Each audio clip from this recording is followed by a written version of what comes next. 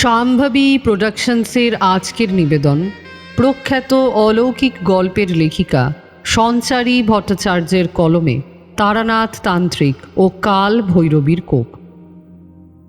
গ্রামে একটি পুরাতন রীতি প্রচলিত ছিল। কাল ভৈরবীর পূজার সময় যদি কেউ পূজা অসমাপ্ত রেখে পূজার স্থল ত্যাগ করে চলে যায়, তাহলে তার উপরে ভর করেন দেবী স্বয়ং। সেবারে জমিদারের ছেলের শরীরে প্রবেশ করবেন দেবী, ছাড়খাড় হয়ে যাবে সব। তারানাথ কি পারবেন এই বেড়াজাল পেরিয়ে গ্রামকে রক্ষা করতে? এটি জানতে হলে শুনতে হবে সমগ্র গল্পটি। শুরু করতে চলেছে শাম্ভবী প্রোডাকশনসের আজকের নিবেদন প্রখ্যাত অলৌকিক গল্পের লেখিকা সঞ্চারী ভট্টাচার্যের কলমে তারানাথ তান্ত্রিক ও কাল ভৈরবীর ক্ষোভ। তাহলে শুনতে থাকুন মন দিয়ে মন খারাপের এই উপাখ্যান। সেদিন বাইরে মুষলধারে বৃষ্টি পড়ছিল। আমার মনটাও খুব একটা ভালো ছিল না। বারংবার ভাবছিলাম কিভাবে মনের অবস্থার পরিবর্তন ঘটানো সম্ভব। তাই ঈশ্বরের কাছে প্রার্থনা করছিলাম বইকি। এমন সময় দেখি দরজায় কড়া নাড়ার শব্দ হচ্ছে। বুঝলাম কিশোরী এসে হাজির হয়েছে। আসলে যখনই আমার মনের মধ্যে কোনো একটি বিষয়কে নিয়ে কচকচ করত, তখনই ওই মানুষটা আমার সামনে এসে হাজির হয়ে যেত। হ্যাঁ হ্যাঁ, ঠিকই ধরেছেন। এত সম্মান যাকে দিচ্ছি তিনি আমার ওই প্রিয় বন্ধু কিশোরী। আর সে আশা মানেই তো জানেন আগামীতে কি হতে চলেছে। তারানাথের কাছে যাওয়ার ঝোঁকটা তো তাকে দেখেই আরও বেড়ে যেত। ভাবলে বিষয়গুলো সত্যিই খুব জটিল মনে হয়, কিন্তু তারানাথ সব কিছুকেই কেমন যেন সরল করে দিতেন। মনে হতো তার ওই গল্প বলার ধরনের মধ্য দিয়ে আমি আর কিশোরী হয়তো বাস্তবকে চোখের সামনে দেখতে পাবো। কিশোরী ঘরে ঢুকে এলো। এরপরে সে আমাকে উদ্দেশ্য করে বলল, আজকে যাবে না? তারানাথের বাড়ি যেতে হবে যে। ওখানে গিয়েই তো আমাদের সেই কাল ভৈরবীর খোঁজ করতে হবে যে।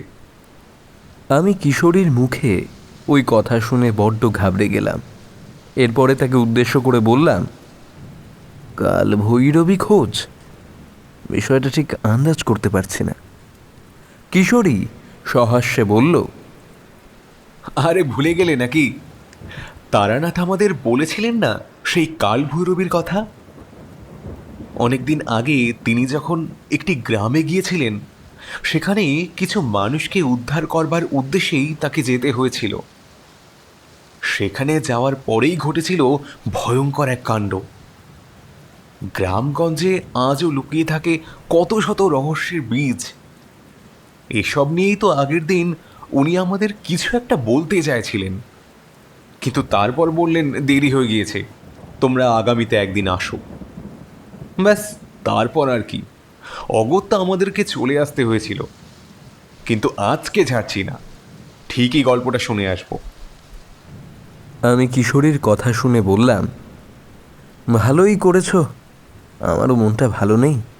ভালো একটা কাহিনী শুনতে পারলে হয়তো ঠিকই মনটা আবারও ভালো হয়ে যাবে। আমিও অধীর আগ্রহে সেই প্রতীক্ষাতেই রয়েছি। চলো তাহলে যাওয়া যাক। আমরা আর দেরি করলাম না। সেদিন বাড়িতে গিন্নিও ছিল না। কয়েকদিনের জন্য বাপের বাড়িতে গেছিল। আজকে তারানাথের কাছে না গেলে মনটাও খারাপ হয়ে যেত। সেই কারণেই আরও বললাম। বিকেলের মধ্যে রওনা হয়ে যেতে হবে। মটলেনের উদ্দেশ্যে যেতে আমাদের তো একটু সময় লেগেই যাবে, তাই তাড়াতাড়ি বেরিয়ে পড়াই ভালো। আমি কিশোরীকে উদ্দেশ্য করে বললাম, তুমি ওনার জন্য তেলে ভাজা কিনে নাও, আর শোনো, চারির জন্যও এক প্যাকেট জিলিপি নিয়ে নিও। ও আগের দিন বারবার করে বলে দিয়েছিল তেলে ভাজার প্রতি ওর আবার তেমন একটা আকর্ষণ নেই, তবে ওর হাতের মুড়ি মাখা খাওয়ার জন্যে আমার মন একেবারে উৎসুক হয়ে রয়েছে। আমি এক কাজ করি, ওই পাশের দোকান থেকে তারানাথের পছন্দের 500 সিগারেটটি বরং কিনে নিয়ে আসি। কিশোরী আমার দিকে তাকিয়ে সামান্য হেসে বলল, বাবা, সত্যি? তোমাকে দেখে অবাক হতেই হয়। এই স্বল্প সময়ের মধ্যেই তুমি কতখানি বদলে গিয়েছো। আগে কেবল গল্প শোনবার ঝোঁকটা আমার মধ্যেই কাজ করত, এখন দেখি ওই সৎ পুরুষটির কাছে পৌঁছে তোমার ভাবনা চিন্তাও একেবারে বদলে গিয়েছে, প্রসার লাভ করেছে বই কি। বললে ভুল হয় না যে তুমিও এখন ওনার কাহিনীর প্রতি আসক্ত হয়ে পড়েছ। বলেছিলাম না, ওনার কাহিনীর জাদুই আলাদা।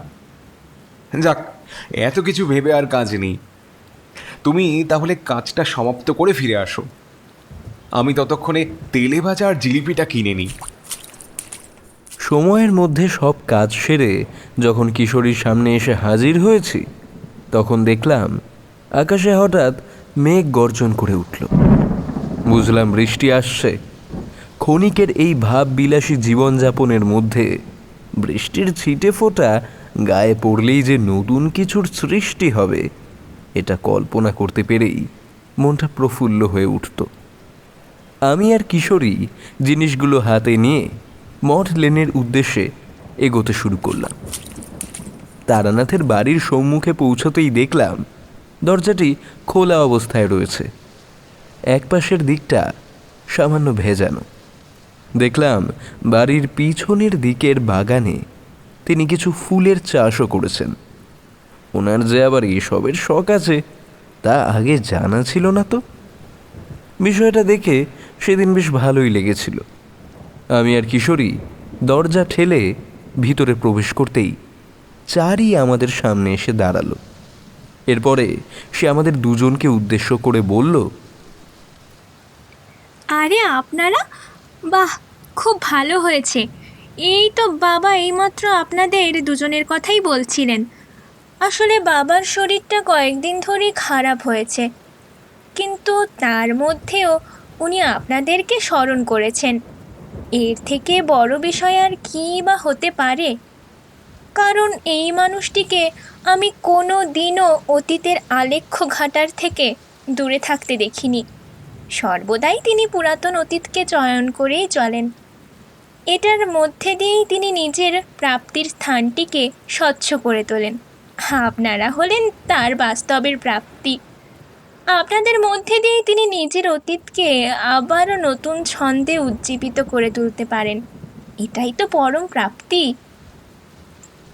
চারির মুখে কথাগুলো শুনতে অপূর্ব লাগছিল।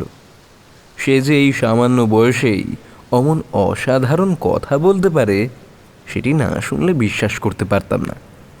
এছাড়াও আমাদের সঙ্গ যে তারানাথের এতটা প্রিয় সেটি জানতে পেরেও নিজেকে অনেক বেশি সমৃদ্ধ মনে হয়েছিল। আমি চারির হাতে খাবারের প্যাকেটগুলো ধরিয়ে দিয়ে বললাম, ভেবেছিলাম তোমায় কেবল জিলিপির প্যাকেটটাই দেব, কিন্তু এখন দেখছি তুমি এর থেকেও বেশি কিছু প্রাপ্তির ক্ষেত্রে অঙ্গীকারবদ্ধ, তাই এইগুলির থেকে তোমাকে বঞ্চিত করতে পারি না। যদিও এখানে থাকা সব কিছুই আমাদের ভালোবাসার প্রতীকই, তাই এই সব কিছুর উপরেই তোমার অধিকার রয়েছে। এই নাও। আমি চারির হাতে জিনিসগুলি ধরিয়ে দিলাম। চারি আমাকে উদ্দেশ্য করে বলল, বেশ কাকাবাবু, আপনারা বাবার ঘরে গিয়ে বসুন, একটু পরেই বাবা আসবেন।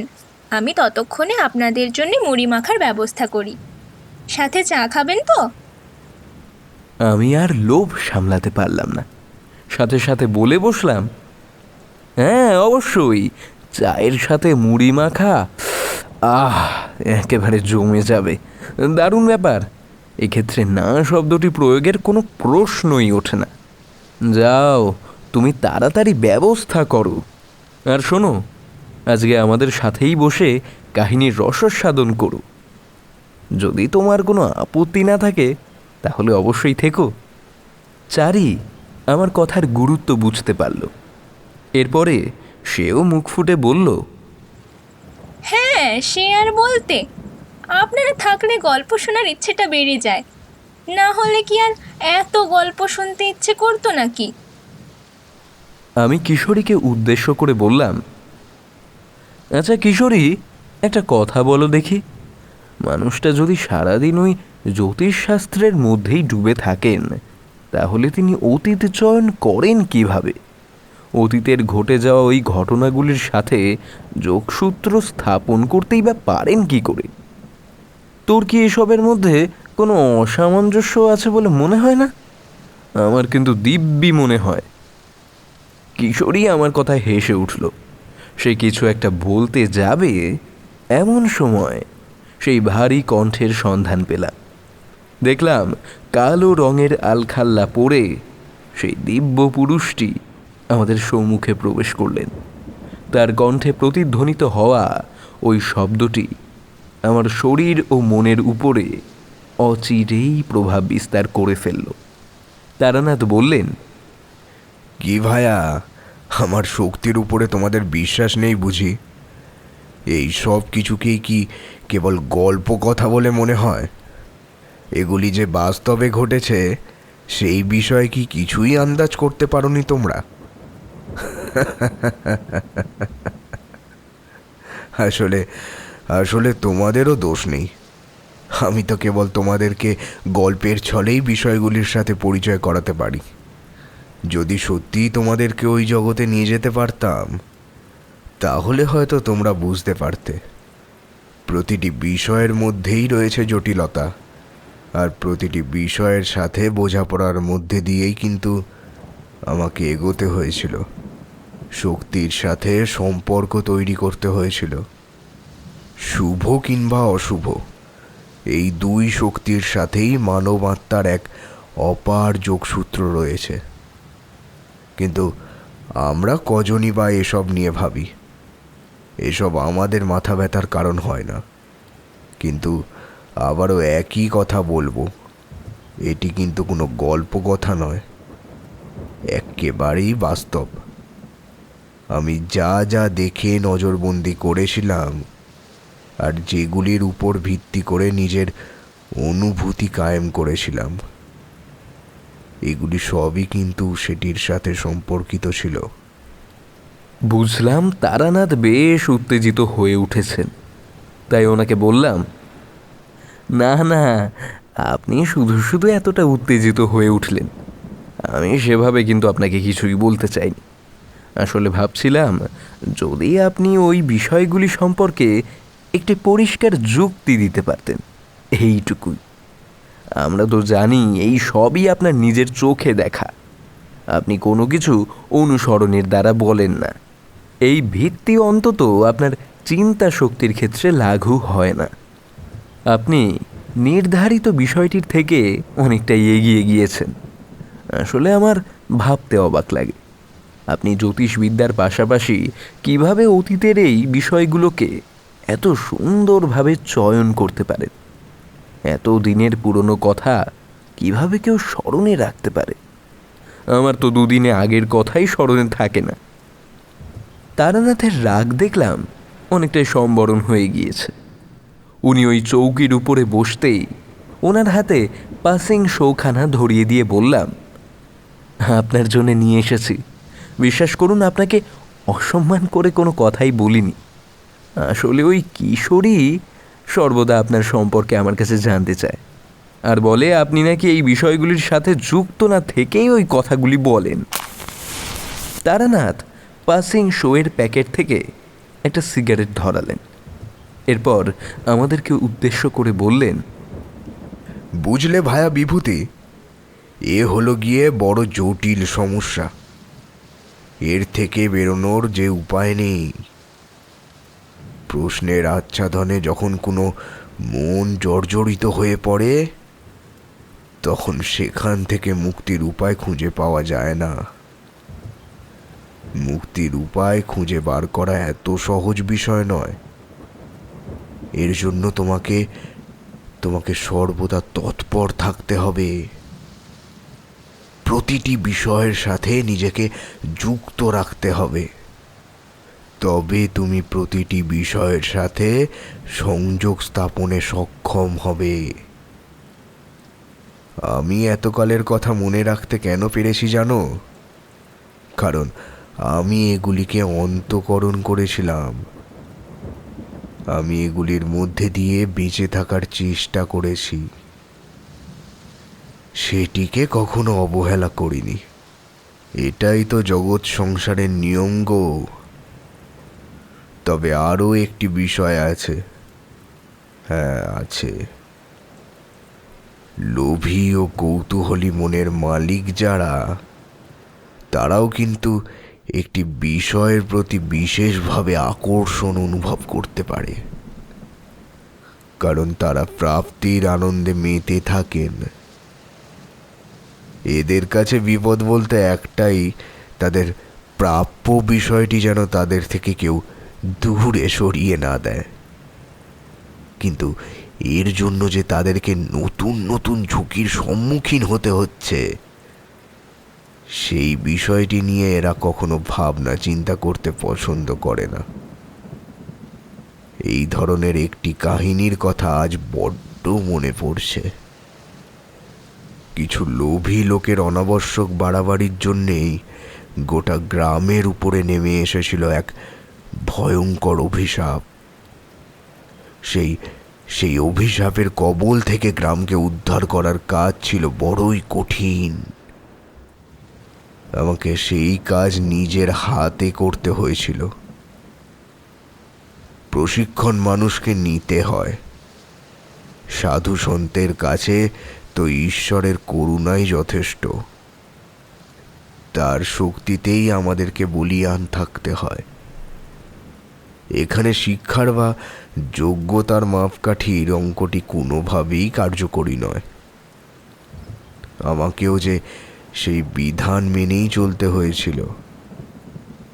এই বিধানের মধ্যেই ছিল প্রাপ্তির আনন্দ। তবে তোমরা এসবের মর্ম বুঝবে না, না, কারণ তোমরা ওই প্রাপ্তির আনন্দের মধ্যেই নিজেদের জীবনকে সীমাবদ্ধ করে রাখতে পছন্দ করো। আমাকে এসবের উপরে উঠেই ভাবতে হয়েছিল। তাই হয়তো আমিও এই স্থানে আজ উপনীত হতে পেরেছি। জীবনের সমস্ত বিপদকে নিজের অঙ্গ প্রত্যঙ্গের ন্যায় উপভোগ করতে পেরেছি। যেভাবে শরীরের এক একটি অঙ্গ দামি হয়, সেভাবে প্রতিটি বিপদকে নিজের জীবন থেকে সরিয়ে আমি নিজের জীবনকে আরও অনেক বেশি দামি করে তুলতে পেরেছি। এটাই তো আমার পরম প্রত্যয় ও বিকাশের কারণ হয়ে ধরা দিয়েছে। অনেক সাধনা ভজনা করেও যে জ্ঞান হরণ করা যায় না, সেটি হলো বাস্তবিক জ্ঞান। এই বাস্তবিক জ্ঞানের সাগরে ডুবতে হলে তোমাকে সেই ভয়ঙ্কর মন্ত্রে দীক্ষিত হতে হবে। সেই মন্ত্রটি হলো বিপদের হাত থেকে রক্ষা পাওয়ার মন্ত্র। বিপদকে নিজের শরীরে প্রবেশ করিয়ে তার সাথে লড়াই করার মন্ত্র। সাধনার দ্বারা আয়ত্ত করা সেই শক্তির বিকাশ ঘটানোর মন্ত্র। এগুলি যদি করতে পারো, তবেই জেনে রেখো অতীত তোমার কাছে বাস্তব হয়ে ধরা দেবেই। তারানাথ থামলেন। আমি আর কিশোরী বিভোর হয়ে এতক্ষণ তার বলা ওই কথাগুলি শুনে চললাম। বেশ লাগছিল। ওনার কাছে নীতি শিক্ষার বিষয়টি সম্পর্কে শিক্ষা গ্রহণের আনন্দে মেতে উঠতে দিব্যি ভালো লাগত। মনে হতো আমরা যেন জ্ঞানের অপার সমুদ্রকে অতিক্রম করতে পারছি বিনা বাধায়। উচিত তৎপরতার সাথে এগিয়ে যেতে পারছি নৌকাটিতে। সে এক আলাদাই অনুভূতি। এর কথা ভাষায় প্রকাশ করা যায় না। তারানাথের দিকে তাকিয়ে এগুলি ভাবছি এমন সময় চারি ঘরে প্রবেশ করল। আমাদের দিকে মুড়ি মাখার পাত্রটিকে এগিয়ে দিয়ে বলল, কাকাবাবু, এই নিন আপনাদের মুড়ি মাখা। আমিও চলে এলাম গল্প শুনতে। জিলিপিগুলো কিন্তু সত্যিই খুব সুস্বাদু ছিল, না বললেই নয়। তারানাথ চারির মুখের দিকে তাকালেন, তাকে হাসতে দেখে বললেন, তোমরা আমার মেয়ের জন্য অনেকটাই ভাবো। বেশ কয়েকদিন পরে মেয়েটাকে এভাবে হাসতে দেখে খুব ভালো লাগছে। আসলে আসলে আমি তো তাকে হাসি খুশি রাখতে অপরাগ, তাই সর্বদাই বিমর্ষতা তাকে গ্রাস করে ফেলে। কিন্তু তোমাদের শুভ উপস্থিতি তার মুখে হাসি ফোটায়। ওর মুখের দিকে তাকিয়ে আমার সেই কাহিনীর কথা মনে পড়ে গেল। কতদিন আগের কথা, অথচ দেখো আজও সেই স্মৃতিগুলো একেবারে জ্বলজ্বল করছে। আমিও এভাবে গ্রামটিকে বিপদমুক্ত করতে পেরেছিলাম। আমি তো কেবল নিজের শক্তির পরীক্ষা দিতে পেরেছিলাম, আসল তো সবটাই পূর্ব নির্ধারিত। ঈশ্বরের শক্তির উপরে কি আর মানুষের শক্তি কাজ করে? করে না গো, করে না। এভাবেই তো বিকাশ ঘটে মানবতার। হেরে যাওয়ার পরেই জিতে আসে। একটি অপ্রাপ্তির পরেই তো আনন্দের সাগরে গা ভাসিয়ে দেওয়া যায়। আমিও কিছুটা তেমনই করেছিলাম।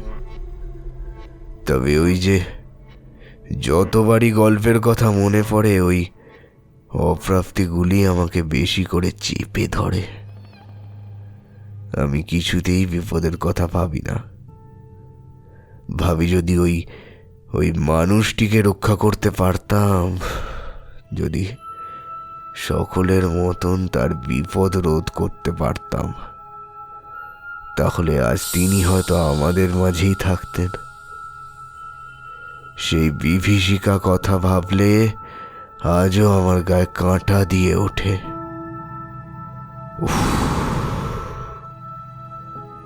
কি ভয়ঙ্কর ছিল সেই অতীত। অতীতের বিধানকে কোনোদিনও খণ্ডানো যায় না। ঠিক যেমন নিয়তি আমাদের মৃত্যুর আগের দিন পর্যন্ত আমাদের জীবনকে নিয়ন্ত্রণ করে থাকে, ঠিক সেভাবেই অতীত আমাদের বর্তমান ও বাস্তবের সাথে ওতপ্রোতভাবে জড়িয়ে থাকে। এগুলির মীমাংসার কোনো কারণ জানা নেই। আমি আর কিশোরী দুজনেই তার কথা শুনে বেশ আতঙ্কিত হয়ে উঠলাম। কিশোরী তাকে উদ্দেশ্য করে বলল, আপনি তাহলে ওই কাহিনী শুরু করুন। আমরা অধীর আগ্রহে আপনার কাহিনীর অপেক্ষায় রয়েছি। আপনার কাছ থেকে ওই বিষয়টির কথা জেনেই একেবারে গায়ে কাঁটা দিয়ে উঠছে। গ্রামের বুকে জমিদারদের ভিটেতে অনেক রকম কাণ্ড কারখানার কথা শুনেছি বই কি। তারা যে মানুষকে মানুষ বলে গণ্য করতেন না, সেই বিষয়টি সম্পর্কেও অনেক কথা শুনেছি। তবে এত ভয়াবহ কিছুও যে একটি গ্রামের সাথে জড়িয়ে থাকতে পারে, সেটা কদাচিৎ আন্দাজ করে উঠতে পারিনি। আপনার কাছ থেকে শোনার কৌতূহলটা আরও বেড়ে চলেছে, কারণ কাহিনী যাই হোক না কেন, সেটিকে পরিপূর্ণ রসদ সহযোগে তুলে ধরতে পারার ক্ষমতাটি ঈশ্বর হয়তো কেবলমাত্র আপনাকেই প্রদান করেছেন। এই অভিধায়ে আর পিছিয়ে যেতে পারবো না। শুরু করুন, আর আমরাও মুখিয়ে আছি শোনার অভিপ্রায়। কিশোরীকে হঠাৎ এতটা প্রভাবান্বিত হয়ে পড়তে দেখে আমারও সেদিন একটু অবাকই লেগেছিল। তবে গল্পের সারবস্তু শুনেই যে কেউ গল্পের বিষয়ে এতটা আগ্রহী হয়ে উঠতে পারে, সেটি হয়তো তার উচ্ছ্বাসই সেদিন প্রমাণ করে দিয়েছিল। তারানাথ তেলে ভাজার প্যাকেট থেকে একটি তেলে ভাজা মুখে পুরে দিয়ে বলতে শুরু করলেন, আমি নিজে এখন তান্ত্রিক হিসাবে আখ্যায়িত হই বটে, তবে এই আখ্যায়িত হওয়ার মধ্যেও কিন্তু কোথাও একটা আলাদা ছাপ থেকেই যায়। হতে পারে সেটা আমার পূর্ব জীবনের অপ্রাপ্তির ফল, কিংবা বলতে পারো এই জীবনে অর্জিত পুণ্যের ফসল। সে তোমরা যাই বলো না কেন, তাতে কিন্তু কোনো সমস্যা নেই। যাক, এবারে প্রবেশ করি কারণে। নিজের তন্ত্র সাধনার কাজ খুব অল্প সময়ের জন্যেই করেছিলাম, কিন্তু সেক্ষেত্রেও যে এমন কোনো তান্ত্রিকের সহিত সাক্ষাতের সৌভাগ্য অর্জন করব ভাবিনি। আমি তারানাথের কথার প্রসঙ্গের জালে অকারণেই জড়িয়ে পড়লাম। তারপরে কৌতূহলী মনটাকে নিয়ে বললাম, তার মানে কি ওই ব্যক্তির সাথে আপনার সাক্ষাৎ তেমন একটা সুখপ্রদ হয়নি? তারানাথ দেখলাম বেশ জোরে জোরে হাসলেন।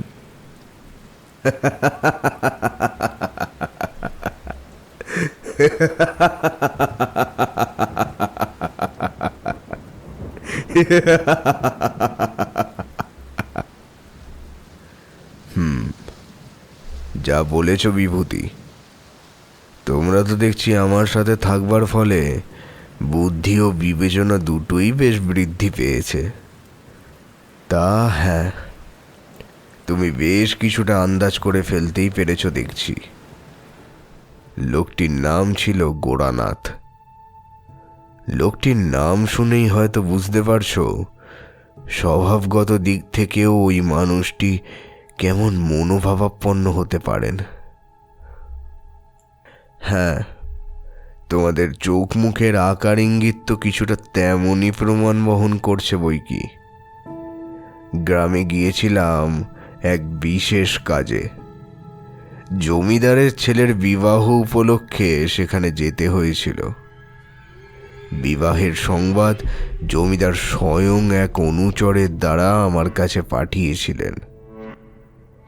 আসলে বিষয়টা ছিল একটু অন্যরকম।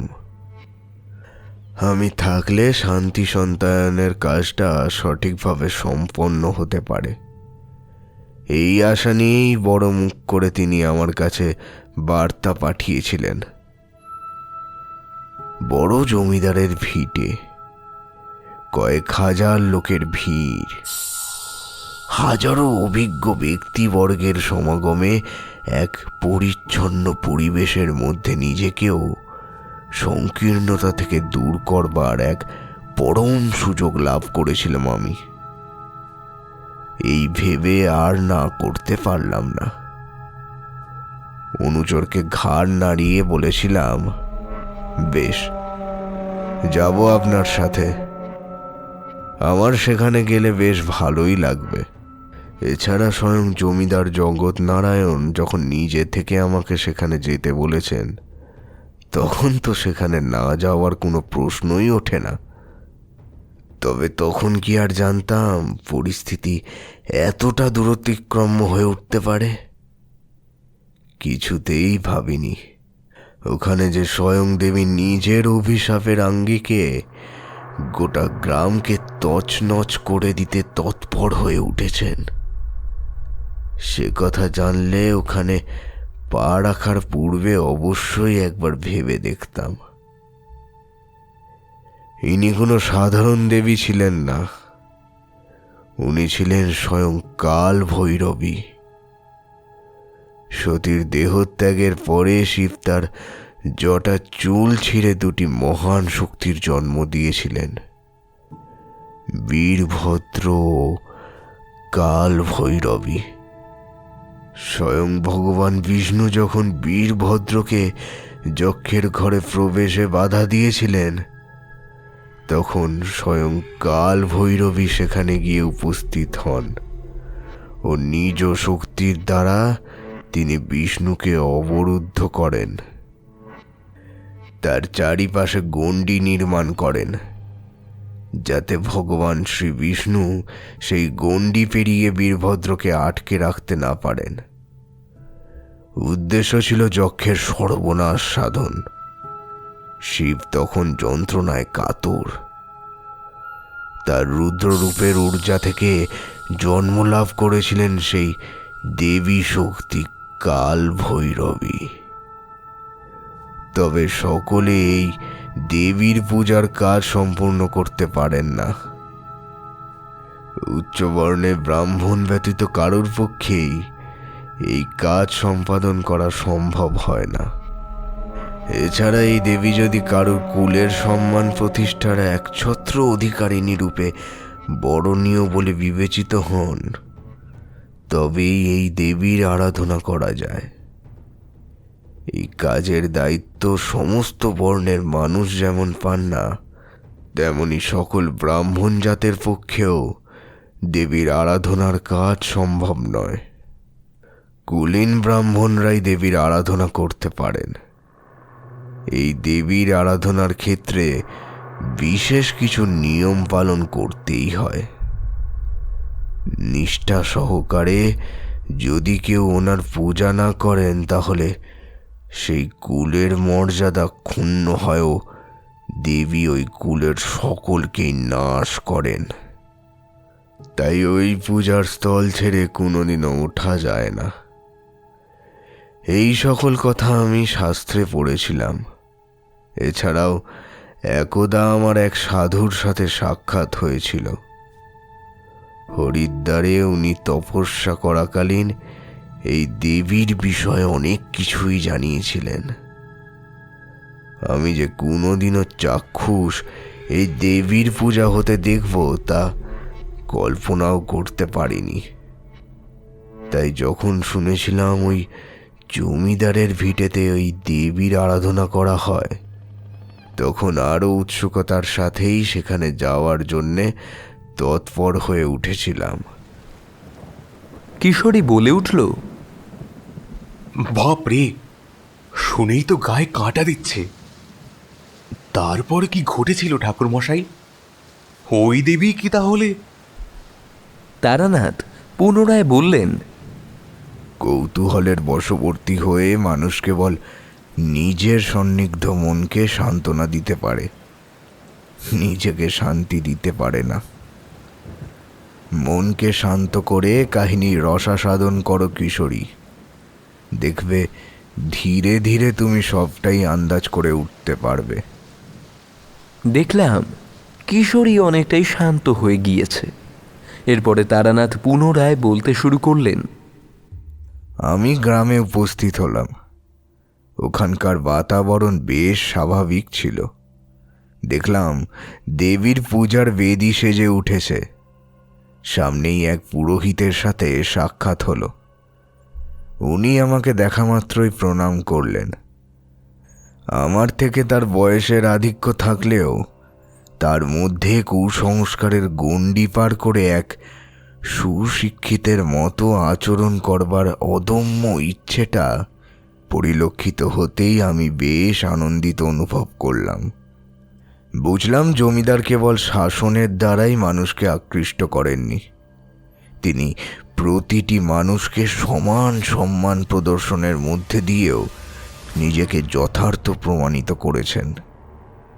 বিষয়টা সেদিন সত্যিই আমার মন জয় করে নিয়েছিল। আজকে দেবীর পূজার কাজ সম্পন্ন হবে। এই পূজার পরেই জমিদার মশাই নিজের সন্তানের বিবাহ দেবেন। ধুমধাম করে তিনি নিজের সন্তানের বিবাহ দিতে চান। একটি মাত্র ছেলে অবনীনারায়ণ যাতে সুখে শান্তিতে সংসার করতে পারেন, সেটাই জমিদারের প্রধান উদ্দেশ্য। কিন্তু সমস্যা অন্য জায়গায়। আমি পুরোহিতের মুখে সমস্যার মেঘ ঘনীভূত হতে দেখেই তাকে প্রশ্ন করে বসলাম, কেন, কি ঘটেছে, সমস্যা কোথায়? উনি বললেন, আসলে জমিদারের সন্তানটি এইসবে একেবারেই বিশ্বাস করেন না। বিলেত থেকে দুকলম ইংরেজি শিখে আসার পরেই আমাদের শাস্ত্রের বিষয়টি নিয়ে ওনার ধ্যান জ্ঞান সম্পূর্ণরূপে বদলে গিয়েছে। ফলে আমিও আর এই বিষয়টি নিয়ে জমিদার বাবুকে সেভাবে কিছু বলতে চাইনি। কিন্তু বিশ্বাস করুন, এর দ্বারা প্রভাবান্বিত হয়ে পড়লে আখেরে জমিদার পুত্র নিজের কালকেই ডেকে আনবেন। পূজার সময় কারোর ওঠার অনুমতি নেই।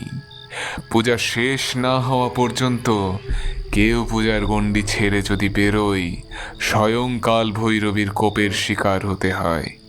কাল ভৈরবী তাকে ভস্মীভূত করে দেন। তাই আমরা কেউই এই পূজার কাজ সম্পাদন করি না, কারণ দেবীর সামনে দাঁড়িয়ে পূজা করার সাধ্যি আমাদের কারণ নেই। এই কাজের দায়িত্ব অর্পিত থাকে গোরানাথের উপরে।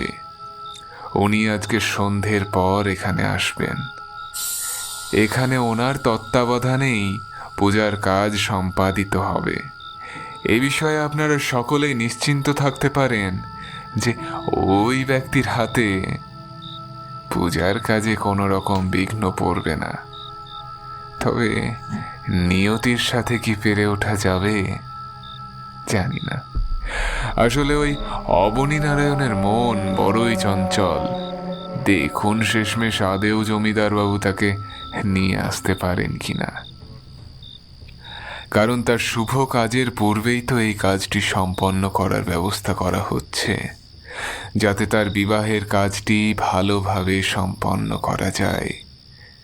কিন্তু দেবীর পূজা না হলে এই বিবাহের কাজ এগিয়ে নিয়ে যাওয়া যাবে না।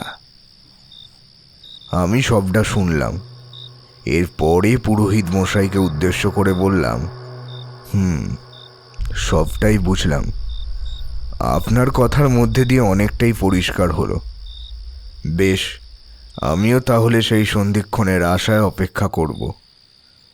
আশা করি অবনী নারায়ণ আজকের দিনের গুরুত্বটিকে সঠিক অর্থেই আন্দাজ করতে পারবেন।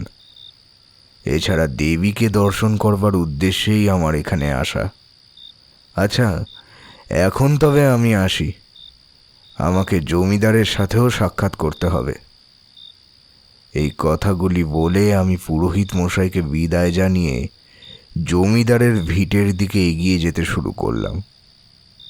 আমি কিছুক্ষণের দূরত্ব নির্ধারণের পরেই আমি জমিদারের ভিটেতে এসে উপস্থিত হলাম।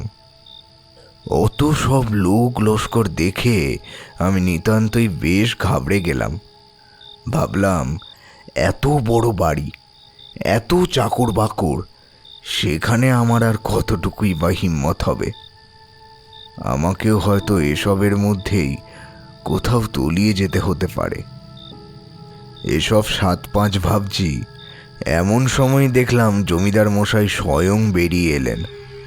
ধুতি পাঞ্জাবি পরিহিত সুঠাম চেহারার ওই ব্যক্তিকে দেখা মাত্রই আমি তাকে চিনে ফেলতে পারলাম। কোনো অসুবিধার অবকাশ রইল না। উনি আসলে এক পেয়াদার সাথে কোন জরুরি বিষয়ে আলাপ আলোচনা করতে বেরিয়েছিলেন। ঠিক সেই সময় আমার দিকে ওনার নজর যেতেই উনি আমাকে উদ্দেশ্য করে এগিয়ে এলেন। এরপরে বললেন, আপনি? ওনার চোখ মুখের ভঙ্গির মধ্যে যে প্রশ্নচিহ্নটি কাজ করছিল সেটা ছিল একেবারেই আলাদা। অত ভিড়ের মধ্যেও উনি কিভাবে আমাকে নির্দিষ্ট করে ধরে ফেলতে পারলেন সেটাই আন্দাজ করতে পারলাম না। হয়তো আমার নিখুঁত বিশেষত্ব সেদিন ওনাকে আমার বিষয়ে অনেকটাই আগ্রহী করে তুলেছিল। আমাকে দেখা মাত্রই উনি বললেন, আপনি তো তারানাথ, তাই না? তা আপনার আসতে কোনো অসুবিধে হয়নি তো? আমার চোখকে ফাঁকি দেওয়া এতটা সহজ নয়, কিন্তু খুবই কঠিন। কথাটা বলেই একগাল হাসলেন ওই ব্যক্তি।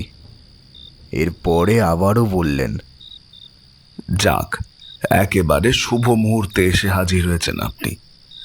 আর কিছুক্ষণের মধ্যেই দেবীর পূজার কাজ শুরু হতে চলেছে। ভালোই হবে, গোরানাথের সাথে আপনিও একসাথে থাকবেন। 2 মহান পুরুষের সামনে দেবী কাল ভৈরব পুজো পাবেন। আপনারা উভয় না হয় দেবীকে অর্ঘ্য নিবেদন করলেন, উনি আরও প্রসন্ন হবেন। আমার ছেলেটি এখনো পাত্তা নেই কেন বলুন তো? কতবার বলেছি সঠিক সময়ের মধ্যে আসতে। আসলে সময়ের মূল্য এরা দিতেই ভুলে গেছে। এদের কাছে নিজেদের ভালো থাকাটা বাদ দিয়ে আর কোনো কিছুরই তেমন গুরুত্ব নেই। বিষয়টা ভীষণ দৃষ্টিকটু। যাক, আপনি এ বিষয়ে চিন্তা করবেন না। এই পুজোর কাজ সম্পাদনের পরেই আপনি অবনীর বিবাহের কাজে হাত দেবেন। আশা রাখি সময়ের মধ্যেই সব কাজ সম্পূর্ণ হবে। কি, তাই তো? কি বলুন? বুঝলাম ওই পুরোহিতের ভয়ের উদ্রেকের কারণটি এখানেও উপস্থিত রয়েছে। অবনীকে কেন্দ্র করে উনি যেভাবে সংকোচ অনুভব করছিলেন সেটা তার পিতার মুখেও স্পষ্ট শোভাবর্ধন করছিল। এটা দেখে আমি বেশ অবাক হতেই গেলাম। তবে কেন ওনারা ওই দেবীর পূজার বিষয়টিকে নিয়ে এতটা ভাবনা চিন্তা করছিলেন সেটা কৃতকল্পেও আন্দাজ করে উঠতে পারলাম না। সন্ধে নামলো, দেখলাম পূজার বেদির সামনে অনেকে এসে জড়ো হয়েছেন। বেদিটি ছিল 4টি দণ্ডের দ্বারা সুসজ্জিত। ওই বেদির এক পাশে ছিল বলির ক্ষেত্র। বুঝলাম এখানে পূজার সময়ে বলি প্রথাও সম্পন্ন হয়। বেদির পিছনের দিকে তাকাতেই দেখলাম একটা মন্দির দণ্ডায়মান। ওই মন্দিরটি যে পুরাতন জমিদার বাড়ির আদলে নির্মিত সেটি ওটির গাত্রে অঙ্কিত কলকার কাজ দেখেই আন্দাজ করতে পেরেছিলাম। দেখলাম বেদির ক্ষেত্র একেবারেই ফুলে ফুলে সুসজ্জিত হয়ে উঠেছে। এরপরেই নজর পড়ল দেবীর দিকে। দেখলাম দেবীর মুখমণ্ডলে এক আলাদাই দীপ্তি নজরে পড়ছে। দেবীর 2 চোখ জবা ফুলের মতন লাল। সেখান থেকে লাল বর্ণের আভা নির্গত হয়ে আসছে। দেখলেই সারা শরীরের রোম খাড়া দিয়ে ওঠে এমন। এই দেবীর সামনে দাঁড়িয়ে পূজার কাজ সম্পন্ন করতে যে বুকের পাঁটার প্রয়োজন সেটা বেশ ভালোভাবেই আন্দাজ করতে পারলাম। সকলেই দেখলাম কারোর অপেক্ষায় রয়েছেন। বুঝতে পারলাম প্রত্যেকেই গোরানাথের প্রতীক্ষারত। দেবীর সারা শরীরে স্বর্ণ অলঙ্কার শোভা পাচ্ছিল। অন্ধকারের মধ্যেও ওই দেহটিকে জ্বলজ্বল করতে দেখছিলাম। আরও একটা বিশেষ জিনিস নজরে পড়েছিল। দেখলাম দেবীর বেদির সামনে একটি যজ্ঞকুণ্ড নির্মাণ করা হয়েছে। ওই যজ্ঞকুণ্ডে অগ্নি নিক্ষেপণের পরেই যে পূজার কাজ সম্পন্ন হবে সেটি বেশ ভালোভাবেই বুঝতে পারলাম। সময়ক্রমে নাগালের বাইরে পালিয়ে যাচ্ছিল। অন্যদিকে জমিদার মশাইয়ের মুখ ভার দেখতেই বুঝলাম উনিও ওনার সন্তানের আশার প্রতীক্ষা করছেন। পুরোহিত মশাই আমার দিকে এগিয়ে এসে বললেন, এই নিন, দেবীর চরণামৃত আর বেলপাতা রাখুন, আর কিছু কচি জবা ফুলও সঙ্গে রাখুন। এটি তান্ত্রিকের পদার্পণের সাথে সাথেই দেবীকে প্রদান করতে হবে। আসলে দেবী অর্ঘ্য প্রদানের দ্বারা খুবই খুশি হন। এরপরে মন্ত্র উচ্চারণের মধ্য দিয়ে দেবীর পূজার কাজের শুভ সূচনা করবেন স্বয়ং গোরানাথ। পূজা নির্দিষ্ট নির্ঘণ্টেই করতে হবে। নির্ঘণ্ট পার হয়ে গেলে ওই পুজোর তেমন কোনো মূল্যই থাকে না। এ কাজে বিলম্ব মানেই পুজোর কাজে বিঘ্ন ঘটা, আর পুজো বিঘ্নিত হলেই দেবীর রোষাগ্নির শিকার হতে হবে আমাদের সকলকে জ্বালিয়ে পুড়িয়ে শেষ করে ফেলতে পারেন দেবী। অনেক কাল আগে এমন একটি ঘটনা সত্যিই ঘটেছিল। পূজা চলাকালীন কেউ একজন মূত্র ত্যাগ করবার জন্য বাইরে চলে যান। এই জায়গাটি একটি নির্দিষ্ট গণ্ডির মধ্যে আবদ্ধ। আমরা কেউই এ গণ্ডির বাইরে বেরোতে পারি না। গোরানাথের নির্দেশিকা ব্যতীত এই কাজ আমাদের কারুর পক্ষেই করা সম্ভব নয়। কিন্তু এসব গ্রামের লোকেরা সেভাবে তখন জানতো না। গোরানাথ আজ প্রায় 50 বছর ধরে জমিদারের হয়ে এই পূজার কাজ করে আসছেন, কিন্তু সেবার এই পূজার কাজে বাধা সৃষ্টি করেছিলেন ওই ব্যক্তি। তারপর তারপর ওই জায়গাটি জ্বালিয়ে পুড়িয়ে ছারখার করে দিয়েছিলেন দেবী। এমনটা মনে করা হয় যে পূজার সময় দেবী স্বয়ং মূর্তির মধ্যে প্রবেশ করেন। আগমনী মন্ত্র পাঠের মধ্যে দিয়েই আমরা দেবীকে বরণ করে নিই। সেই সময় দেবী নিজের সর্বাঙ্গীন রূপ ধারণ করেন। এই রূপ পরিদর্শনের সময় যদি কেউ দেবীর কাছে নিজের মনোবাঞ্ছা পোষণ করেন, তবে সেই আশা কোনো দিনও বিফলে যায় না।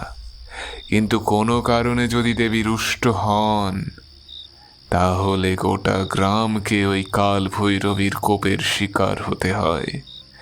দেবী সকলকে নিজের ক্রোধাগ্নির দ্বারা ভস্মীভূত করে ফেলেন।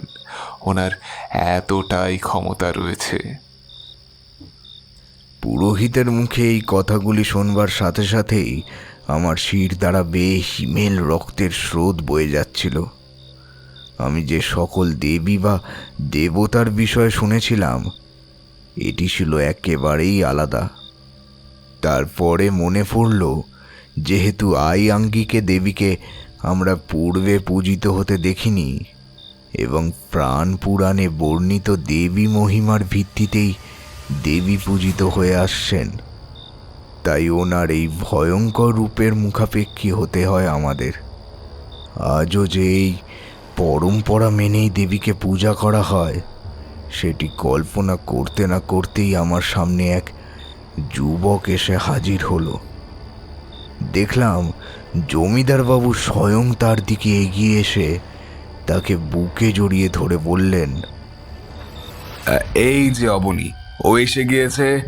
এবারে আমরা সহজেই পুজোর কাজ শুরু করতে পারি। আর কিছুক্ষণের মধ্যেই হয়তো গোরানাথ আমাদের মধ্যে এসে উপস্থিত হবেন। ওনার আবাহনের প্রস্তুতি নাও সকলে। ওনার সম্ভাষণে যেন কোনো ত্রুটি না থাকে। এরপরেই দেখলাম পরিবেশ কেমন যেন পরিবর্তিত হয়ে গিয়েছে। প্রকৃতি অনাবিল ভাবসাগরে মেতে উঠেছে, ত্বরান্বিত হয়ে চলেছে আকাশ বাতাস, চারিদিকে ঝোড়ো হাওয়া বইছে। সেই সাথেই শোনা যেতে লাগলো মেঘের গর্জন। জোরে জোরে মেঘ গর্জন করতে শুরু করলো। আমিও বেশ ভয় পেয়ে গেলাম। হঠাৎ করে প্রকৃতির রোষানল এতটা বেড়ে গেল কিভাবে? কি প্রকারে এমন পরিবর্তন সাধিত হলো? এর পিছনে রয়েছে কোন এমন উদ্দেশ্য যেটি প্রকৃতির ওই মহাপ্রলয়ের মধ্যে দিয়ে ফুঁড়ে উঠতে চাইছে? কি আছে এসবের অন্দরে? দেখলাম মন্দিরের ঘণ্টাগুলি আন্দোলিত হতে শুরু করেছে, আর সামনেই আবির্ভাব ঘটেছে এক মহামানবের। জটাধারী এক উপখ্যান, এক বিশ্বমানবের উন্মোথন দেখতে পাচ্ছিলাম আমি। বিশালাকায় চেহারা সেই ব্যক্তি গলার মুন্ডমালা পরিধান করে দেবীর বেদির দিকেই অগ্রসর হচ্ছিলেন। ওনার পদধ্বনির সাথেই ভেসে আসছিল এক বিশেষ শব্দ। সেই শব্দের মধ্যে ছিল আগমনীর বার্তা। মনে হলো ওনার আগমন শুভের পরিবর্তে অশুভের সংকেতকেই ডেকে আনবে। এমন চিন্তা মনের মধ্যে উদয় হওয়ার সাথে সাথেই মারাত্মকভাবে ঘাবড়ে গেলাম আমি। ভাবলাম বিষয়টা একবার জমিদার মশাইকে গিয়ে বললে কেমন হয়। কিন্তু তারপরেই মনে হলো গ্রামের এত মানুষ এই ব্যক্তিকে নিয়ে নিজেদের মধ্যে আলাপ আলোচনা করছেন, সেই সঙ্গে প্রকৃতির অবস্থাও একেবারেই বদলে গিয়েছে। দেবীর আবাহনের সময়ও আসন্ন, কাজেই এমতাবস্থায় পূজার কাজে বিঘ্ন দেওয়ার কোনো প্রশ্নই ওঠে না। আমিও তাই আর পা বাড়ালাম না। সেখানেই দাঁড়িয়ে স্থির চিত্তে অপেক্ষা করতে লাগলাম। এই অপেক্ষার মধ্যে ছিল না কোনো শান্তি। এক পরিযায়ীর মতন আমি সেখানে উপস্থিত ছিলাম ঠিকই, তবে সর্বদাই মনে হচ্ছিল ভয়ঙ্কর কিছু ঘটতে চলেছে। গোরানাথ দেবীর সম্মুখে এসে দাঁড়াতেই ঘণ্টার ধ্বনির শব্দ আপনা থেকেই আরো গতি নিল। তিনি তিনি দেবীর দিকে লাল আবির ছুঁড়ে দিতে দিতে উচ্চস্বরে বলতে থাকলেন, তোর পায়ে ওই লাল আবির আমি অর্পণ করতে চাই মা। এই নে আমার অর্ঘ্য, তুই গ্রহণ কর। তুই প্রসন্ন হলে গোটা জগৎ প্রসন্ন থাকবে। তুই যে কাল হারিনি, সময়ের থেকে দ্রুত তুই। তোর শক্তি, তোর ক্ষমতা যে মৃত মানুষের শরীরেও প্রাণ ফিরিয়ে দিতে পারে, এতটাই ক্ষমতার অধিকারিণী তুই। তোকে আমার প্রণাম, এই সন্তানের বিনম্র প্রণাম তোকে। তোর পায়ে আমি নিজেকে অর্পণ করতে চাই মা। তুই এভাবেই আমাদেরকে রক্ষা কর মা, রক্ষা কর। সাথে সাথে ওখানে উপস্থিত গ্রামের মহিলারা সমস্বরে উলুধ্বনি দিতে শুরু করলেন। এরপরেই জোরে জোরে ঢাক, ঢোল ও কাঁসর ঘণ্টা বাজতে শুরু করলো। মনে হলো দেবী যেন সত্যিকারের প্রসন্ন হয়েছেন। এরপরেই গোরানাথ তার সামনে থাকা যজ্ঞের বেদিতে অগ্নি নিক্ষেপ করলেন। দাউ দাউ করে জ্বলতে থাকলো যজ্ঞের আগুন। উনি দেবীকে উদ্দেশ্য করে বললেন, নে মা, তোকে আমি নিজের রক্ত দিয়ে অর্ঘ্য প্রদান করব। এই বলে গোরানাথ নিজের হাতে কিছুটা অংশ কেটে ওই যজ্ঞের আগুনে অর্পণ করে দিলেন। আবারও আগুনের শিখা সতেজ তেজ ধারণ করে দাউ দাউ করে উদিত হলো। কি ভয়ঙ্কর সেই দৃশ্য! মনে হলো দাবানলের শিখার তেজ যেন দেবীর মুখমণ্ডল ভেদ করে একেবারে তার চোখে প্রবেশ করেছে। সেই আগুনের ঝলক দেবীর দু চোখের উপরে পড়তেই মনে হলো ওই মূর্তিতে প্রাণ প্রতিষ্ঠিত হয়েছে। দেবী স্বয়ং ওই স্থানে পদার্পণ করেছেন। তিনি সমস্তটা দেখতে পারছেন। গ্রামের প্রতিটি মানুষকে চয়ন করতে পারছেন তিনি। তার মুখমণ্ডলের সেই দীপ্তি তার সত্তাকে আরো প্রকৃষ্ট করে তুলছে। উফ, কি যে ভয়ঙ্কর ছিল সেই দৃশ্য! ভাষায় প্রকাশ করতে পারবো না বিভূতি, ভাষায় প্রকাশ করতে পারবো না। এখনো ভাবলে গায়ের রোম একেবারে খাড়া হয়ে যায়। বুকের ভিতরটা আন্দোলিত হতে থাকে। মনে হচ্ছিল সাক্ষাৎ মা এসে দাঁড়িয়েছেন। কি জ্যোতির্ময় সেই রূপ! কাঁসর ঘণ্টার শব্দক্রমে ওই পরিবেশটিকে আরো আলোড়িত করে তুলতে শুরু করলো। গ্রামের মহিলারা উলু দিয়ে দেবীকে সম্মাননা প্রদর্শন করতে লাগলেন। আর সেই সাথেই জারি রইল গোরানাথের মন্ত্রপাঠের শব্দ। ওম ক্লীম কালিকায়, ওম হ্রিম কালভৈরবী নমো নমঃ। ওম হ্রিম কালিকায়, ক্লূম ক্লীম কালভৈরবী নমো নমঃ। ওম ক্লীম কালিকায়, ওম রোম হ্রিম কালভৈরবী নমো নমঃ। ওম হ্রিম ক্লীম কালিকায়, কুম ক্লীম কালভৈরবী নমো নমঃ। এক নাগাড়ে মন্ত্রপাঠ করতে থাকলেন ওই তান্ত্রিক। হঠাৎ নজর গেল অবনীর দিকে। দেখলাম সে ওই স্থানে দাঁড়িয়ে কিছুটা ইতস্তত অনুভব করছে। জমিদার মশাই অনেক করে তাকে কিছু একটা বোঝানোর চেষ্টা করেই চলেছেন। আমি সামনে দাঁড়িয়ে থাকা পুরোহিতকে বিষয়টি জিজ্ঞাসা করতেই দেখলাম উনিও ওদিকে ইশারা করেই বললেন, জমিদার বাবুই বা আর কি করবেন, কিছুই করার নেই।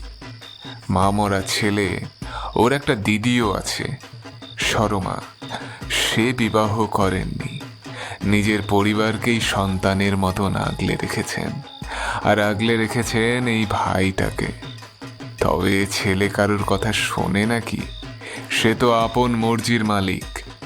সে যদি কারোর কথা শুনতই, তাহলে এমন পরিস্থিতি কোনো দিন হতো না। যাক, ওই ছেলের সাথে কেউ পেরে উঠবে না।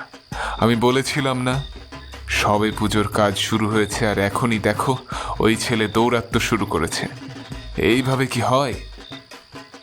পুরোহিত মশাইয়ের কথা শুনে আমি বললাম, সে তো অবনীর অবস্থা দেখেই বুঝতে পারছি, কিন্তু এখন এই পরিস্থিতির হাত থেকে ওকে সামলাবে কে? পুরোহিত মশাই বললেন, এই বিষয়ে আমি কিছুই বলতে পারবো না। বাবু নিজেই গোটা ব্যাপারটা দেখছেন এবং এত কাল ধরে সন্তানকে রক্ষা করার চেষ্টা করে আসছেন।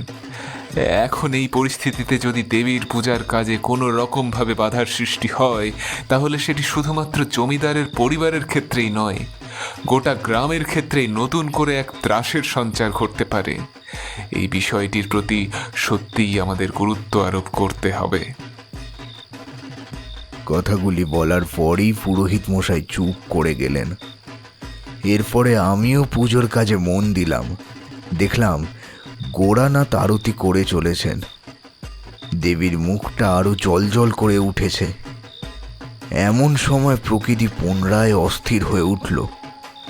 সামান্য সময়ের জন্য প্রকৃতি কিছুটা হলেও শান্তি পেয়েছিল, কিন্তু হঠাৎ করে পুনরায় এমন দূরতিক্রম্য পরিস্থিতি তৈরি হলো কি করে?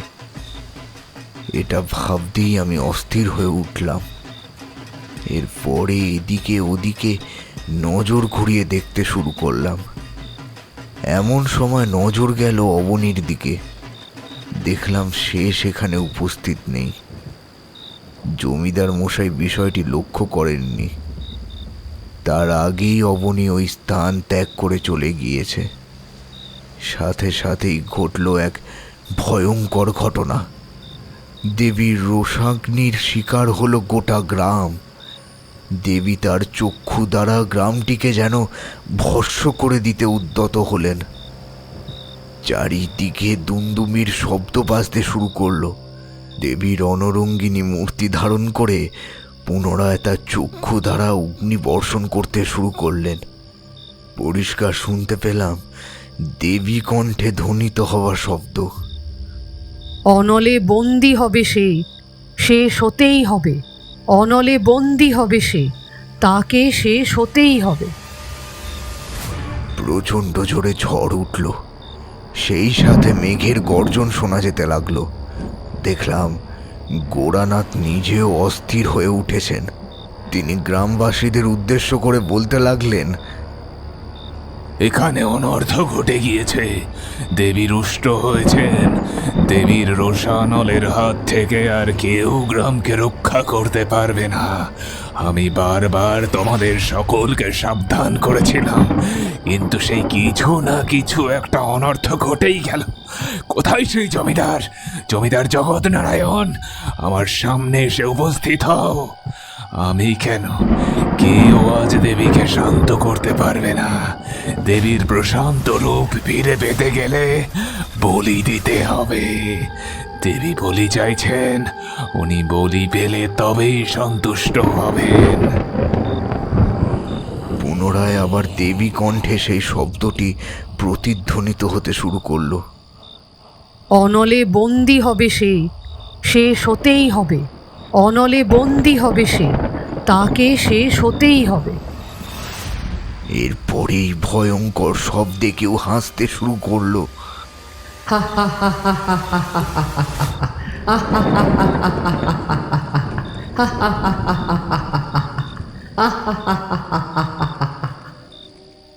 চারিদিকে সেই শব্দের রেশ ছড়িয়ে পড়তে লাগলো। বুঝতে পারলাম দেবী রুষ্ট হয়েছেন। এরপরেই পুনরায় দেবীর কণ্ঠে উদ্ভাসিত হলো সেই শব্দ, সে আমার পরিসর ত্যাগ করে চলে গেছে। এই পূজার কাজ অসম্পূর্ণ রেখে চলে গেছে সে। আমি তার বলি চাই, তার বলি চাই আমি। অনলে বন্দী হবে সে, তাকে শেষ হতেই হবে। সে আমার অবমাননা করেছে, এতকাল এই গ্রামে অধিষ্ঠিত আমি, অথচ সে আমার পূজার বিধি ভঙ্গ করে এই স্থান ত্যাগ করেছে। গোটা গ্রামকে শেষ করে ফেলবো আমি, কেউ নিস্তার পাবে না, কেউ না। সকলে শেষ হবে আমার হাতে, বিদ্ধ হবে আমার রোষাগ্নির জালে। তাকে ভস্মীভূত করব আমি, অনলে বন্দী হবে সে, তাকে যে এবার শেষ হতেই হবে। হা হা হা হা হা হা হা।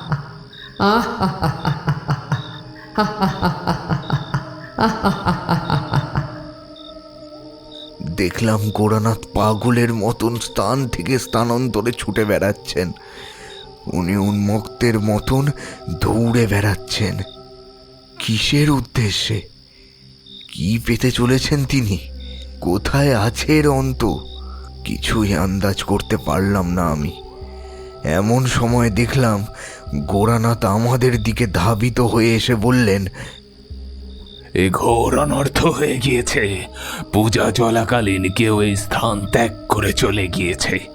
এর পূর্বেও এইরকম একটি ঘটনা ঘটেছিল, সেটির প্রভাবে গ্রামে মারা গিয়েছিল বহু নিরীহ মানুষ।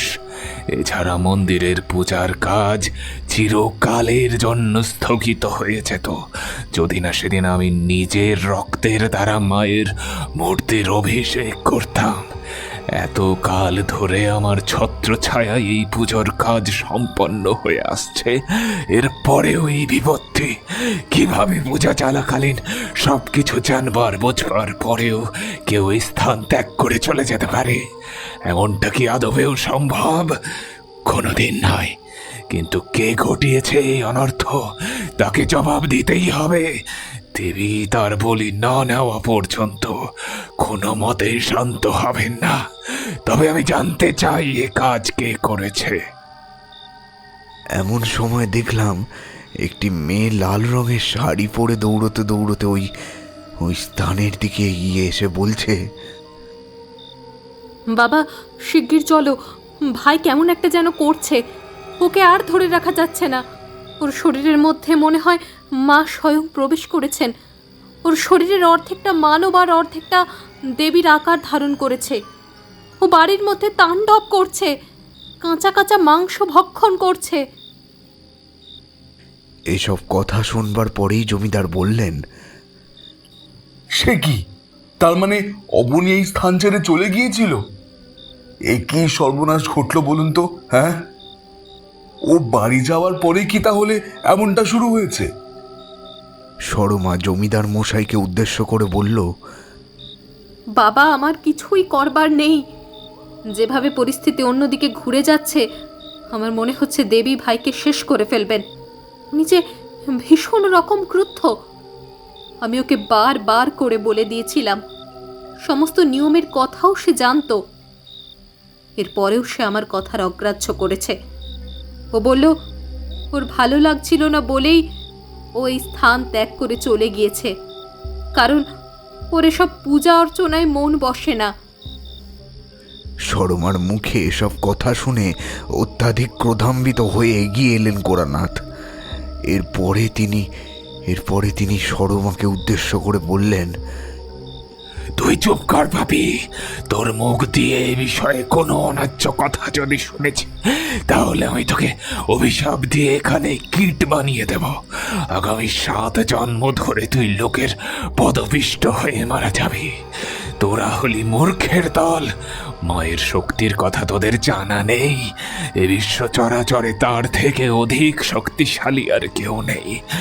আর সেই দেবীকেই কিনা তোরা তুচ্ছ করেছিস, এই দেবীকেই তোরা অবমাননা করেছিস।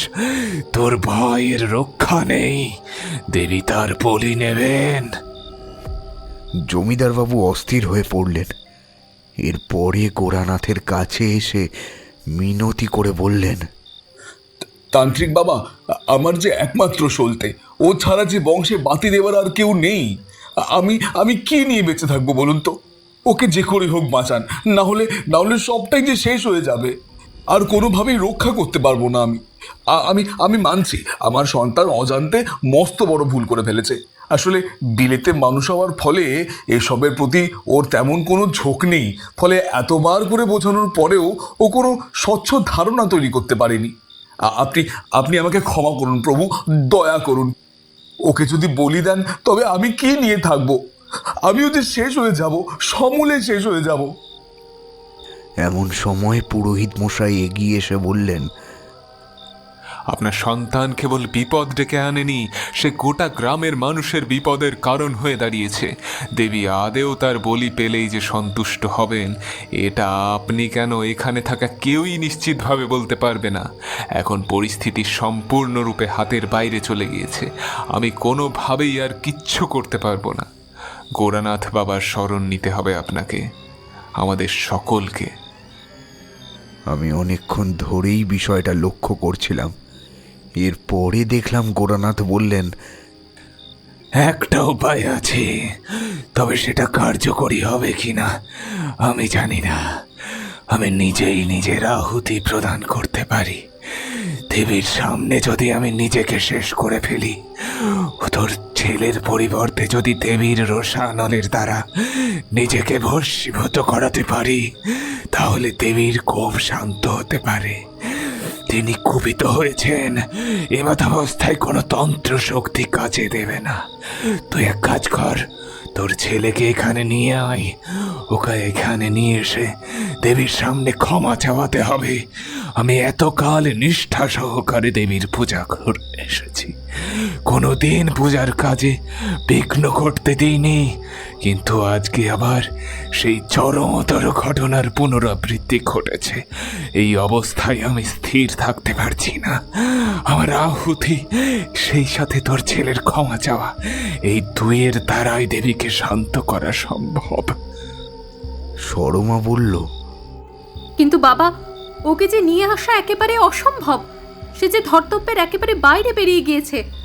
ওর শক্তির সাথে পেরে ওঠা এক প্রকার অসম্ভব। ওর শরীরের মধ্যে প্রবেশ করেছে এমন কোনো শক্তি যেটির সাথে কোনো সাধারণ মানুষের লড়াই করার কাজ এক প্রকার অসম্ভব। আমি কোনোভাবেই পেরে উঠব না। এই সময় আমি এগিয়ে এসে বললাম, বেশ, তবে আমি একবার চেষ্টা করে দেখতে পারি। জানি না কতখানি সম্ভব হবে, তবে এই অসম্ভবকে টলাতেই হবে, নইলে যে সব কিছু ছাড়খাড় হয়ে যাবে। আমাকে একবার সুযোগ দিন জমিদার বাবু। আমি নিজের সাধনার দ্বারা অর্জিত শক্তির প্রয়োগের মধ্যে দিয়েই এই বিষয়টির মীমাংসা করতে চাই, অন্তত চেষ্টা করতে চাই। আমার স্থির বিশ্বাস আমি পারবো, পারতে যে আমাকে হবেই। দেখলাম গোরানাথ সহ সকলেই আমার মুখের দিকে তাকিয়ে রয়েছেন। ওদিকে বাতাসে তীব্রতার পাশাপাশি মেঘের গর্জনের শব্দও ক্রমশ বৃদ্ধি পেতে শুরু করলো। আমি আর সেখানে দাঁড়িয়ে রইলাম না। গোরানাথ ওই স্থান ত্যাগের পূর্বে আমার কাছে এসে বললেন, আপনারা ওকে এখানে নিয়ে আসা না পর্যন্ত এখানেই অপেক্ষা করব। যান, তাড়াতাড়ি ওকে নিয়ে আসুন, না হলে দেবীর কোপের কবল থেকে আজ কেউ রক্ষা পাবে না। সেদিন আমি আর কোনো দিকে না তাকিয়ে জমিদারকেও কিছু গ্রামবাসীদেরকে সাথে নিয়ে এগোতে শুরু করলাম। জমিদার ভিটেতে পৌঁছে আমি দেখলাম সেখানে সব কিছু একেবারে তছনছ হয়ে গিয়েছে। উপরের দিকে তাকাতেই নজরে পড়ল রক্তের দাগ। দেখলাম একটি ত্রিশূল পড়ে রয়েছে। জমিদার মশাই বললেন, সর্বনাশ, মায়ের ত্রিশূল এখানে এলো কিভাবে? এও কি সম্ভব? তাহলে কি এদেরকে মা মেরে ফেলেছেন? হায় হায় হায়, আমার ছেলেটাকে এভাবে শেষ করে দিলে মা। ও যে অবুঝ, ও যে না বুঝে এভাবে অন্যায় করে ফেলেছে। ওর কি অপরাধ? ওকে এভাবে শেষ হতে দিও না মা, ওকে এভাবে শেষ হতে দিও না। আমি দুটো পায়ে পড়ি মা, দুটো পায়ে পড়ি তোমার। জমিদার জগৎ নারায়ণ কাঁদতে থাকলেন, কিন্তু আমি জানতাম এর হাত থেকে নিস্তার পাওয়ার আর কোনো উপায় নেই। অন্যদিকে তান্ত্রিক গোরানাথ আমার প্রতীক্ষায় ছিলেন, অথচ সামনে অবনীর পরিবর্তে নজরে পড়ল রণরঙ্গিনী মাতৃমূর্তি, দেখলাম অবনীর শরীরের একটা অংশ মাতৃকার রূপ ধারণ করেছে, আর অপর অংশ রয়েছে পুরুষস্থিত। বুঝতে পারলাম ওর দেহে মা ভর করেছেন। ও আমাদের সকলকে দেখে পুনরায় চিৎকার করতে শুরু করলো। সেই শব্দ চারিদিকে বিস্তারিত হয়ে পড়ল। ঘরের জিনিসপত্রগুলি স্থান থেকে স্থানান্তরে ছিটকে পড়ে যাচ্ছিল। চোখের সামনে প্রত্যক্ষ করছিলাম সেই তাণ্ডব লীলা। ভয়ে সারা শরীর কাঁপতে শুরু করেছিল। এমনটাও যে কখনো হতে পারে সেটা কোনোদিনও ভেবে উঠতে পারিনি। আমি মায়ের মূর্তি পূজায় বিশ্বাস করতাম না, কারণ আমি সর্বদাই বিশ্বাস করতাম ওই মূর্তির মধ্যে থাকা অন্তরাত্মাটিকে। সেটি হলো জগৎ মাতৃকার প্রকৃত রূপ। সেবারে আমাকে মায়ের যে ভয়ঙ্কর রূপের মুখোমুখি হতে হয়েছিল তা আমি আজও ভাবলে আমার হৃদস্পন্দন স্তব্ধ হয়ে আসতে চায়। আমি এতকাল ধরে বহু প্রেতের সাথে লড়াই করেছি। তাদের শক্তির সাথে লড়তে লড়তে নিজেকেই কোথাও তাদের মধ্যে খুঁজে পেয়েছি। মানুষের শুভ এবং অশুভ চেতনায় সংমিশ্রণকে নিজের চোখে অবলোকন করতে পেরেছি। কিন্তু সেই ধারণা, সেই ভাবনা যে কতিপয় সাধারণ মানুষের বোঝার ঊর্ধ্বে থেকে গেছে, সেটি অবনীর ওই ভয়ঙ্করতা আমার চোখের সামনে পুনরায় প্রমাণ করে দিয়েছিল। আমি সকলকে উদ্দেশ্য করে বললাম, আপনারা এখন এখান থেকে সরে দাঁড়ান। এক বিশেষ মন্ত্রপাঠের মাধ্যম দিয়ে আমায় অবনীকে শান্ত করবার চেষ্টা করতে হবে। ওকে এই মুহূর্তে শান্ত করতে না পারলে আমরা সঙ্গে করে নিয়ে যেতে পারবো না। যতক্ষণ না পর্যন্ত ওর শরীরের মধ্যে থাকা ওই ঊর্জা শান্ত হচ্ছে, ততক্ষণ পর্যন্ত সে অবনীকে ওইভাবেই তিলে তিলে শেষ করতে থাকবে। সেই সবটা বুঝতে পেরেও এর প্রতিকার খুঁজে পাবে না, কারণ সেই প্রতিকার ওর জানা নেই। তারানাথ থামলেন। এরপরে কিশোরী তাকে উদ্দেশ্য করে জিজ্ঞাসা করল, এরপর কি হয়েছিল ঠাকুরমশাই? আমি তো এতদিন জানতাম ঈশ্বর সর্বদা মঙ্গলময় হন। উনি যদি কখনো কোনো ভয়ঙ্কর মূর্তি ধারণ করেও থাকেন, তবে সেটি অশুভের নাশ করবার জন্য। সেটি কখনোই অশুভকে ত্বরান্বিত করবার উদ্দেশ্যে নয়, কিংবা শুভর সমাপ্তি ঘটানোর জন্য নয়। কিন্তু এই ক্ষেত্রে বিষয়টা সম্পূর্ণ অন্যরকম দেখলাম। যে মাতৃশক্তি এতকাল ধরে গ্রামের মানুষের কাছে পূজিত হয়ে এসেছেন এবং গোরানাথের মতো একজন নিষ্ঠাবান মানুষ তাকে ভক্তি ভরে পুজো করে এসেছেন, তারপরেও তিনি কিভাবে নিজের সন্তানের সাথে এমনটা করতে পারলেন? কিভাবে এই অনর্থ করতে পারলেন তিনি? তারানাথ কিশোরীকে উদ্দেশ্য করে বললেন, শাস্ত্রে প্রতিটি দেবদেবীর নিজস্ব রূপ রয়েছে। একটি রয়েছে শুভ শক্তিকে ধারণ করবার জন্য, আর অপরটি রয়েছে অশুভ শক্তির বিনাশ ঘটানোর জন্য। অশুভ শক্তিকে ধারণ করবার জন্য দেবী বা দেবতারা যে রূপ ধারণ করেন, সেই রূপেও তিনি কিছু কিছু স্থানে পূজিত হয়ে থাকেন। এই রূপগুলি তার সাধারণ বা শান্ত প্রকৃতির রূপের থেকে একেবারেই আলাদা। আমরা দেবী বা দেবতাদের এই অশান্ত প্রতিমূর্তিকে কখনোই শান্তির মন্ত্রপাঠের মধ্যে দিয়ে পূজার্চনা করতে পারবো না। এর জন্য পূজার অনেক বিধি রয়েছে, অনেক নিয়ম কানুন রয়েছে, এমনকি অনেক মন্ত্র রয়েছে। এগুলি হলো দেবী এবং দেবতাদের বিনাশ রূপ। ঠিক তেমনইভাবেই দেবীর কাল ভৈরবীর রূপটি মা কালীর বিনাশ রূপ হিসেবে সূচিত হয়ে থাকেন। তিনি ওই রূপেই পূজিত হয়ে আসছিলেন। কিন্তু এই বিশেষ রূপের পূজা সম্পন্ন করবার জন্য একটি নির্দিষ্ট বিধি অনুসরণ করতেই হতো, আর সেটি ছিল পূজা চলাকালীন কেউ ওই স্থান ছেড়ে অন্য কোথাও যেতে পারবে না। কিন্তু এক্ষেত্রে জমিদার পুত্র সেই নিয়ম লঙ্ঘন করেছিল। তার প্রভাবেই কুপিত হয়েছিলেন দেবী, আর জমিদারের সন্তানের বলি চেয়েছিলেন। এখন থেকেই অধৈর্য হয়ে পড়ছো কিশোরী। পরবর্তী বিষয়টি জানতে পারলে তোমরা হয়তো চকিত হয়ে পড়বে। আমি তারানাথকে উদ্দেশ্য করে বললাম, দয়া করে বলুন এরপরে কি হয়েছিল। তারানাথ পুনরায় বলতে শুরু করলেন, দেখলাম চোখের সামনে সবকিছুই ধোঁয়াটে বর্ণ ধারণ করেছে। ওই স্থানে যে কোথা থেকে এত হাওয়া প্রবেশ করতে শুরু করেছিল বুঝতে পারলাম না। মনে হচ্ছিল কেউ যেন তার প্রবল শক্তির দ্বারা অবনীর পথ রুদ্ধ করতে চাইছে, তাকে আমাদের সাথে কোথাও যেতে দিতে চাইছে না। সে যাতে ওখানেই মৃত্যুকে বরণ করতে বাধ্য হয় সেটাই চাইছেন দেবী। চারিদিকে পুনরায় দুন্দুবির শব্দ শুরু হলো। আকাশ বাতাস মুখরিত হয়ে উঠল। দেবতারাও যে অস্থির হয়ে পড়ছেন তা বেশ ভালোভাবেই বুঝতে পারছিলাম। দেবীর এই ক্ষুদ্র রূপের দর্শন লাভ করাও ছিল এক পরম পুণ্যের কাজ, কিন্তু সেই মুহূর্তে দাঁড়িয়ে বিষয়টিকে অনুধাবন করা ছিল ততটাই কঠিন। তাই আমরা কেউই ওই দিকে নজর করতে পারছিলাম না। সকলেই নিজেদেরকে অবনীর ওই ভয়ঙ্কর রূপের হাত থেকে রক্ষা করবার চেষ্টা করে চলেছিলাম। এমন সময় আমি দেবীকে শান্ত করবার জন্য কাল ভৈরবীর বীজ মন্ত্র পাঠ করতে শুরু করলাম। ওম ক্রিং ক্রিং হং হিং হিং দক্ষিণে কালীকে ক্রিং ক্রিং হং হং হ্রিং হ্রিং স্বাহা।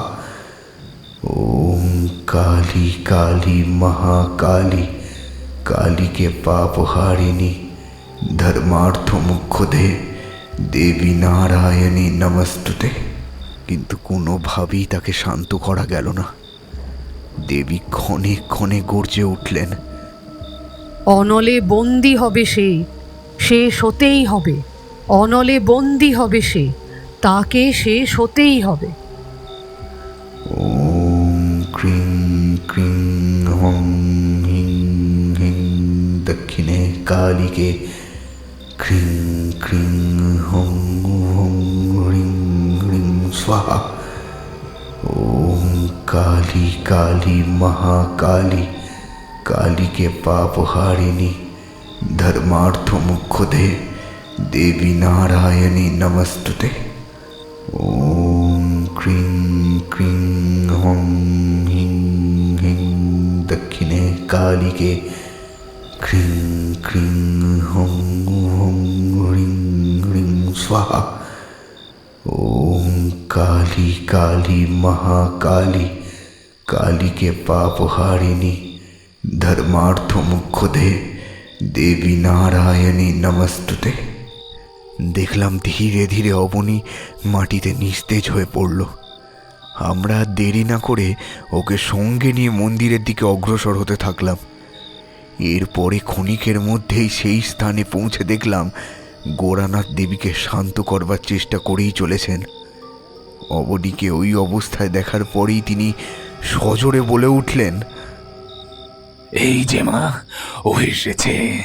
এবারে ও তোর পরিক্রমা করবে মা। ওকে পরিক্রমা করতে দে মা। ওকে এইভাবে নিজের থেকে দূরে করে দিস না। ও যে তোরও সন্তান, আমাদের সকলের মতো। ও যে তোরও সন্তান, ওকে পরিক্রমা করতে দে মা। এই বলেই গোরানাথ একটি থালা নিয়ে এলেন। দেখলাম তার মধ্যে রয়েছে লাল সিঁদুর, লাল রঙের আবির আর একটি জ্বলন্ত প্রদীপ। সেটিকে অবনীর হাতে ধরিয়ে দিয়ে বললেন, মায়ের 108 বার পরিক্রমা করতে হবে তোকে। যদি মা সন্তুষ্ট হন তাহলে তোকে জীবিত রাখবেন, আর যদি তোর বলি নিয়ে উনি শান্ত হন তাহলে আজকে তোকে বলি দিতে হবে। মায়ের চরণে সঁপে দে নিজেকে। তাতেও যদি মা শান্ত না হন, আমি এই গোটা গ্রামের সামনে দাঁড়িয়ে শপথ করছি, আমি এই যজ্ঞের আগুনেই নিজের প্রাণ দেব, আহুতি দেব নিজের। দেখলাম ধীরে ধীরে অবনী উঠে দাঁড়িয়েছে। জমিদার বাবু ক্রমে অস্থির হয়ে চিৎকার করে উঠলেন, না অবনী, না না, তোকে তোকে এভাবে আমি শেষ হয়ে যেতে দিতে পারবো না। মা, মা গো, মা তুমি আমার প্রাণ নিয়ে নাও মা, ওকে ছেড়ে দাও, দয়া করে ওকে ছেড়ে দাও মা, ওকে যেতে দাও মা গো, ওকে যেতে দাও, এভাবে আমার কোল খালি করে দিও না মা, মা গো, মা, মা।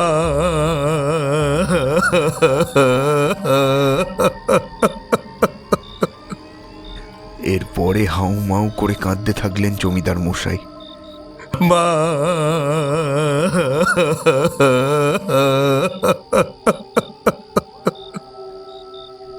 দেখলাম অবনী সেই থালিটি হাতে নিয়ে মায়ের মূর্তির চারিদিকে পরিক্রমা করতে শুরু করেছে।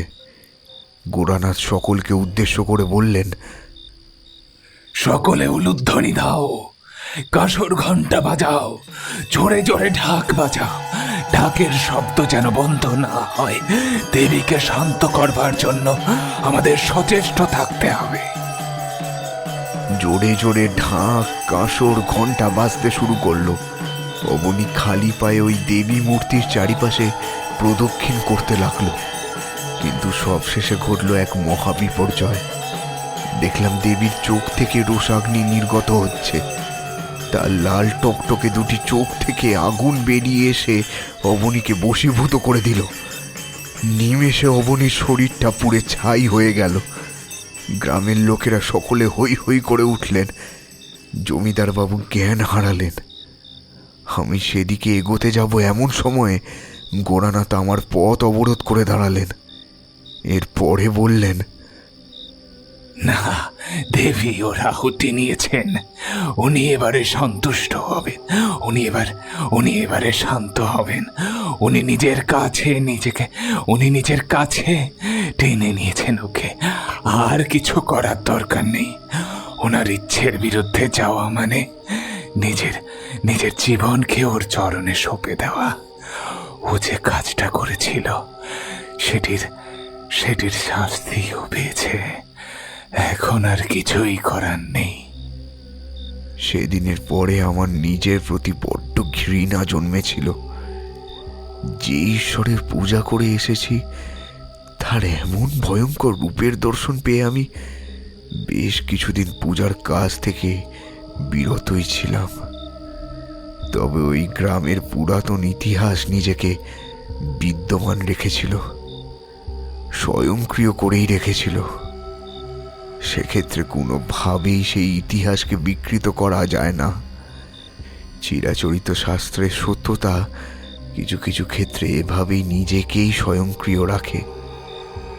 সত্য ও মিথ্যার উপরেও কিছু থাকে, যে শক্তির কথা আমরা কেউ জানি না, আর না কোনোদিনও জানতে পারবো।